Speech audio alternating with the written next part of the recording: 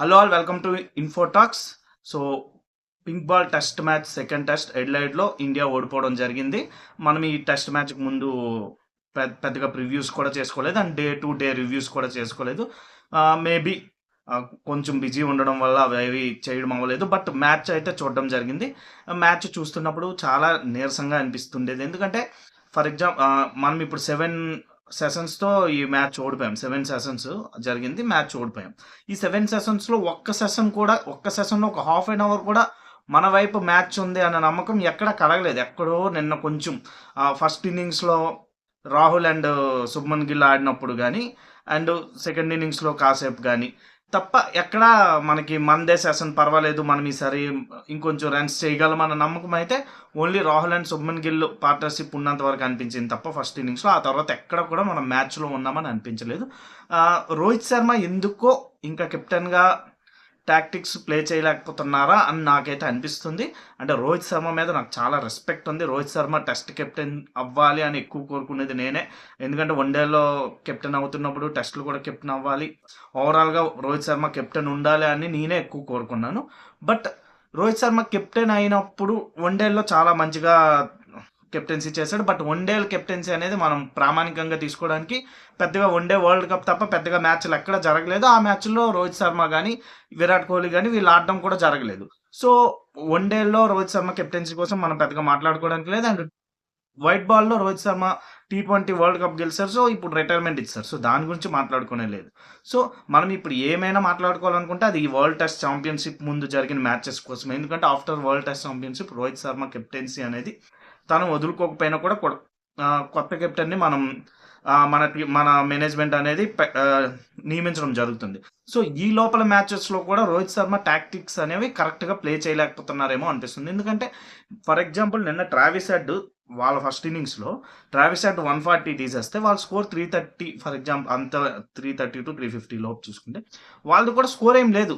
142 తీసేస్తే near almost 210 అంతే ఉంది. సో ఆ 210 నిజంగా అయ్యి ఉంటే అట్లీస్ట్ 250 వరకు ఉన్నా కూడా మనకి అట్లీస్ట్ లీడ్ ఒక 100 వచ్చేదేమో మేబీ. బట్ అంటే మన బ్యాటింగ్ అనేది అవుట్ రైటెడ్గా పక్కకు వచ్చేసింది, అది వేరే విషయం. బౌలింగ్ కొంచెం అక్కడ ఎందుకు అంటే ఇప్పుడు మనం యాక్చువల్గా బౌలర్స్ ప్రతి మ్యాచ్ పర్ఫార్మెన్స్ ఇస్తున్నారు. ఒక మ్యాచ్లో పర్ఫార్మెన్స్ ఇవ్వకపోయినా కూడా బౌలర్స్ని నిందించాల్సిన అవసరం వస్తుంది, నిందించాల్సిన సిచ్యువేషన్ ఎందుకు వస్తుంది అంటే మన బ్యాటర్స్ ఎటు కూడా పెద్దగా పర్ఫార్మెన్స్ ఇవ్వట్లేదు. లాస్ట్ 4 yearsలో చూసుకుంటే మన బ్యాటర్స్ పర్ఫార్మెన్స్ అనేది ఎక్కడ ఇవ్వలేదు. ఫర్ ఎగ్జాంపుల్ 2000 అంటే ఒక్కొక్కసారి కలెక్టివ్ ఎఫర్ట్ వస్తుంది. బట్ యునానిమస్గా ఒక బ్యాటర్ మొత్తం మ్యాచ్ని అంటే మన ఇండియాలో అయిన మ్యాచెస్ కానీ లేకపోతే మన సబ్ కాంటినెంట్ మ్యాచెస్లో కానీ ఇలాంటివి చేయడం జరుగుతుంది తప్ప చాలా కంట్రీస్లో ఒక బ్యాటర్ గట్టిగా మొత్తం మ్యాచ్ని హోల్డ్ చేసుకుని ఉంటుంది అనేది తగ్గిపోయింది. ఎందుకంటే 2021 బార్డర్ గవస్కర్ ట్రోఫీ విన్ అయినప్పుడు కూడా అది కలెక్టివ్ ఎఫర్ట్. వీళ్ళు హైయెస్ట్ అంటే అఫ్ కోర్స్ ఎక్స్ ఫ్యాక్టర్ మనకు అక్కడ రిషబ్ పంత్ ఉన్నారు అండ్ చతేశ్వర్ పుజారా ఒకవైపు ఇన్నింగ్స్ని హోల్డ్ చేసుకుని ఉన్నారు. అంటే అలా లెక్కలేనన్ని బాల్స్ ఆడుతూ ఉండడం వల్ల వాళ్ళు కొంచెం బాగా అలిసిపోవడం కూడా జరిగింది. అదే మనకి హ్యాజిల్వుడ్ కానీ వీళ్ళందరూ బోర్డర్ గవస్కర్ ట్రోఫీ జరగకముందు చెప్పిన విషయం ఏంటంటే చతేశ్వర్ పుజారా ఎక్కువ బాల్ ఆడడం వల్ల మేము అలిసిపోయాం, మెంటల్గా కానీ ఫిజికల్గా కానీ అలిసిపోయాం. సో దానివల్ల మేము మ్యాచ్ని కొంచెం ఇంకా పర్ఫార్మెన్స్ చేయడానికి కంబ్యాక్ ఇవ్వడానికి కూడా మాకు పెద్దగా అవకాశం లేకపోయింది. ఎందుకంటే ఆల్రెడీ ఫుల్ అలిసిపోయి ఉండడం వల్ల. బట్ ఈసారి అంత అలిసిపోయేంత మన వాళ్ళు ఎవరు బ్యాటింగ్ చేశారంటే మన వాళ్ళు అలట్లేదు, వాళ్ళ బౌలర్స్ని కూడా అలిసిపోనివ్వట్లేదు మన వాళ్ళు. ఓవరాల్గా టెస్ట్ 1లో కూడా మన బౌలర్సే పర్ఫార్మెన్స్ ఇచ్చారు ఫస్ట్ ఇన్నింగ్స్లో. సో ఆ ఇన్నింగ్స్ పర్ఫార్మెన్స్ ఇవ్వడం వల్ల తర్వాత సెకండ్ ఇన్నింగ్స్లో బ్యాటర్స్ అందరూ పర్ఫార్మెన్స్ చేశారు, కాదు అనట్లేదు. బట్ ఎన్నిసార్లు అదా రీసెంట్గా చూసుకుంటే ఒక 10 మ్యాచెస్కి 2 మ్యాచెసే బ్యాటర్స్ పర్ఫార్మెన్స్ ఇస్తున్నారు ఎప్పుడో ఒకసారి. బట్ అది కూడా మ్యాక్సిమం సెకండ్ ఇన్నింగ్స్లో ఇస్తున్నారు. అండ్ మన సీనియర్ బ్యాటర్స్ అయిన విరాట్ కోహ్లీ అండ్ రోహిత్ శర్మ ఎక్కడ అసలు పర్ఫార్మెన్స్ ఇచ్చారు రీసెంట్గా టెస్టుల్లో? విరాట్ కోహ్లీ నాకు తెలిసినంత వరకు అంటే ఇది ఇలా స్టేట్మెంట్ పాస్ చేయడం రాంగే. మేబీ తను 10,000 or 11,000 రన్స్ చేయగలిగితే కూడా గ్రేటే అనిపిస్తుంది నాకు. ఎందుకంటే తను ఇప్పటికీ బెస్ట్ బ్యాటర్, ఈ జనరేషన్లో వచ్చిన బెస్ట్ టెస్ట్ బ్యాటర్ అయినా వన్డే బ్యాటర్ అయినా ఆర్ T20 బ్యాటర్ అయినా కూడా విరాట్ కోహ్లీయే ఈ జనరేషన్కి. నేను అది ఎందులోని కూడా కాదు అన్ను.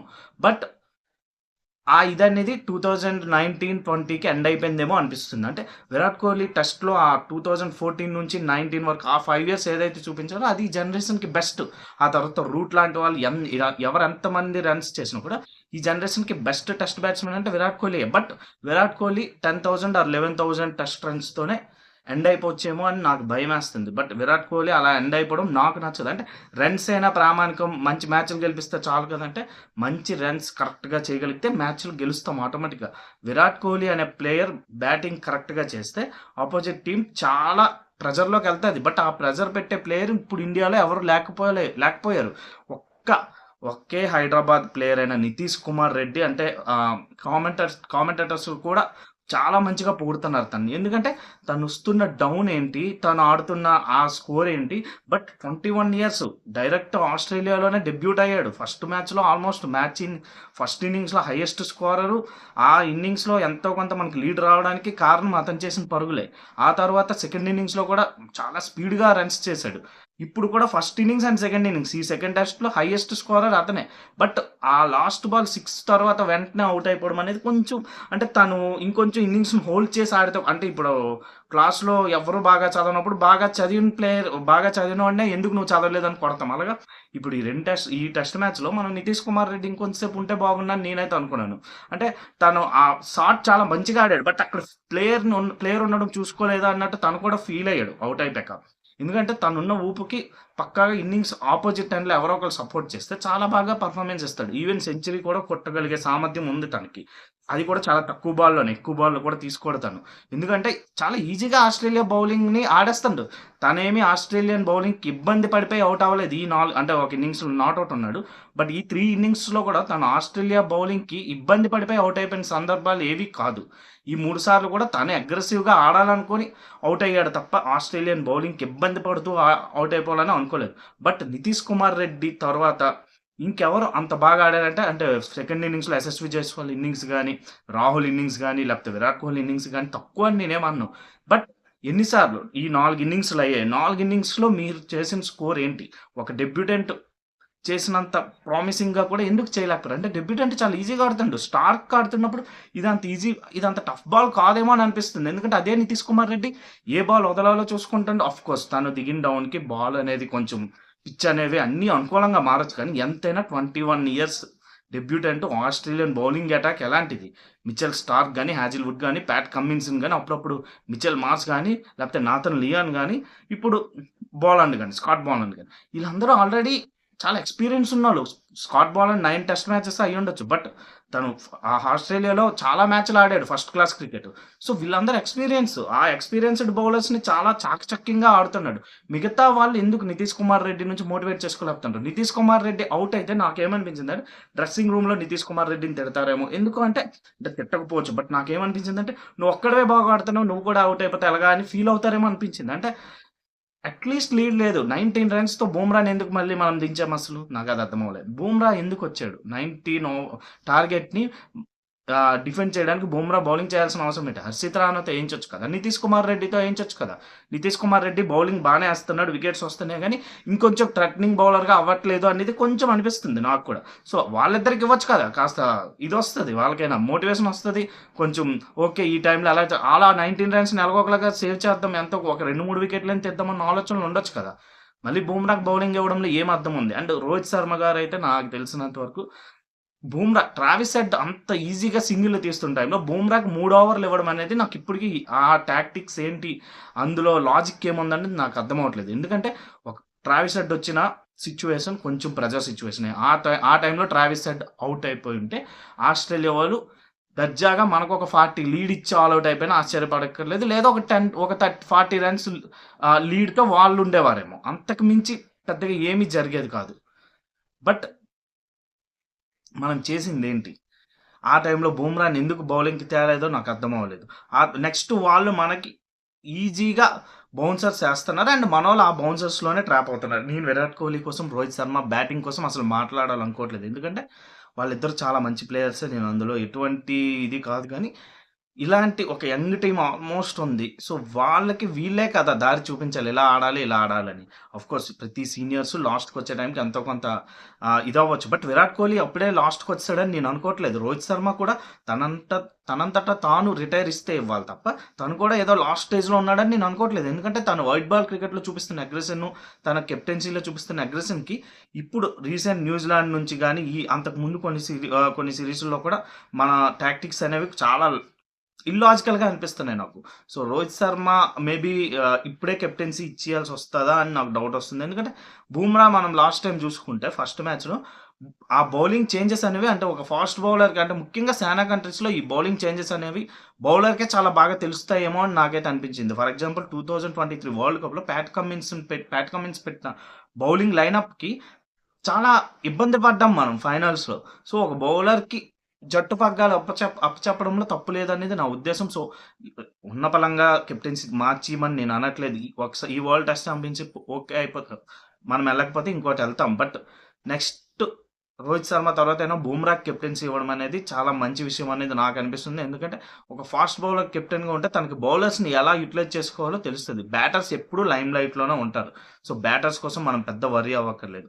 మన బ్యాటర్స్ ఒకసారి కాకపోతే ఒకసారైనా పర్ఫార్మెన్స్ ఇస్తారనుకుంటున్నా గానీ, ఈసారి మాత్రం ఎందుకో మన ఇండియన్ టీమ్ అంటే మాక్సిమం బౌలింగ్ మీద ఆధారపడే టీమ్‌లాగా మారిపోతుంది.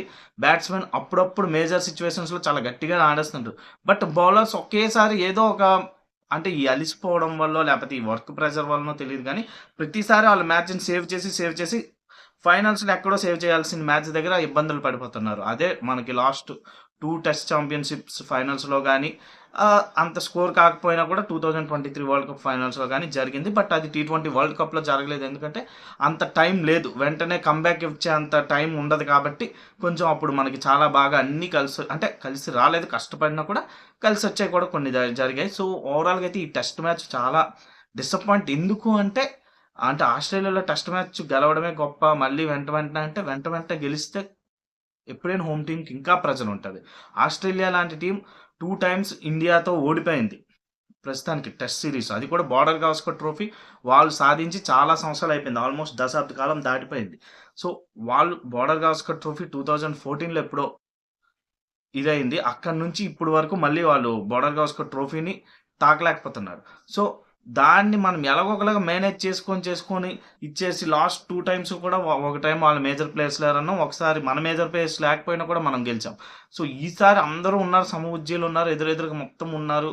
ఈసారి గెలుస్తాం అనుకుంటే మళ్ళీ అంటే మన ఇండియాకి మేబీ బ్యాడ్ సిట్యుయేషన్స్‌లో గెలవడం ఇష్టమో, లేదంటే మంచి టీమ్ ఉన్నప్పుడు గెలవడం కష్టమో నాకు అర్థమవ్వట్లేదు.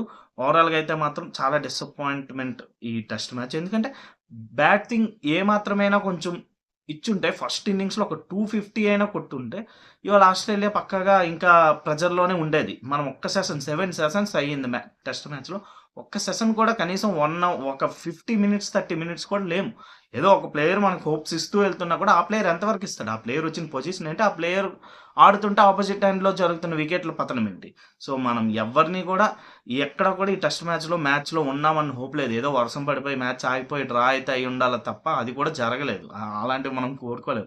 సో, అది తప్ప మనకిక్కడ మ్యాచ్ డ్రా చేసుకోవడానికి గాని, విన్ అవ్వడానికి కానీ ఎటువంటి ప్రదర్శన కూడా బ్యాటింగ్ యూనిట్ నుంచి జరగలేదు ముఖ్యంగా. ఎందుకంటే ఎవ్వరు స్టార్ట్స్‌ని కన్వర్ట్ చేసుకోలేకపోతున్నారు. కానీ ఆస్ట్రేలియా 90 ఓవర్స్ ఒక ఇన్నింగ్స్‌లో ఆడితే, మనం 2 ఇన్నింగ్స్‌లు కలిపి 80 ఓవర్స్ ఆడాం. సో, అక్కడే మ్యాచ్ మనకు అర్థమైపోయింది కదా! సో, ఓవరాల్‌గా అయితే మాత్రం రోహిత్ శర్మ టాక్టిక్స్ అనేవి ఆహ్, తను గ్రౌండ్‌లో ఉన్నప్పుడు ఒక బౌలింగ్ యూనిట్‌కి ఒక లీడర్‌లాగా పెట్టుకొని వాళ్ళని టాక్టిక్స్ ప్లే చేసుకోమని తను కొంచెం దాన్ని ఇది చేసుకుంటే బెస్ట్. మానిటరింగ్ చేసుకుంటే బెస్ట్ అనేది నాకనిపించింది.